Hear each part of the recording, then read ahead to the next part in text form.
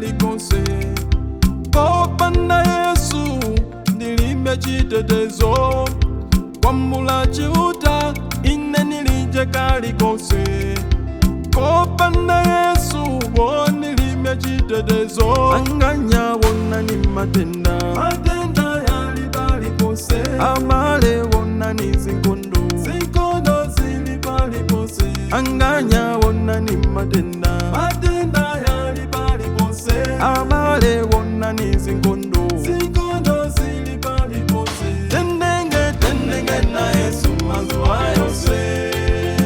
Tiyendenge, tiyendenge na Yesu nyengo zose. Tiyendenge, tiyendenge na Yesu mazuwa yose. Tiyendenge, tiyendenge na Yesu nyengo zose. Tiyendenge, tiyendenge na Yesu mazuwa yose. Tiyendenge, tiyendenge na Yesu nyengo zose.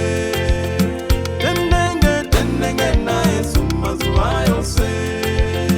Tiyendenge, tiyendenge na Yesu nyengo zose.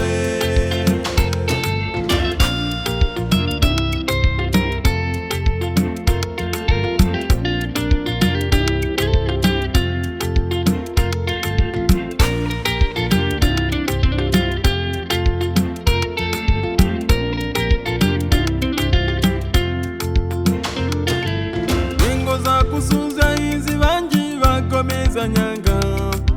Kweni wakuwa vyose hivi vya pachalo.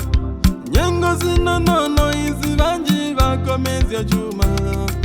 Kweni wakuwa chuma nacho chikumala. Anganya wona ni matenda, matenda yali kalikose. Amale wona ni zinkondo, zinkondo zili kalikose. Anganya wona ni matenda, matenda yali kalikose. Amale wona ni zinkondo, zinkondo zili kalikose. Tiyendenge, tiyendenge na Yesu mazuwa yose. Imwe tiyendenge, tiyendenge, tiyendenge na Yesu nyengo zose. Imwe tiyendenge, tiyendenge, tiyendenge na Yesu mazuwa yose.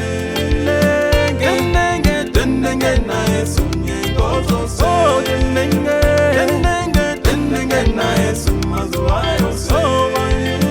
Tiyendenge, tiyendenge na Yesu nyengo zose.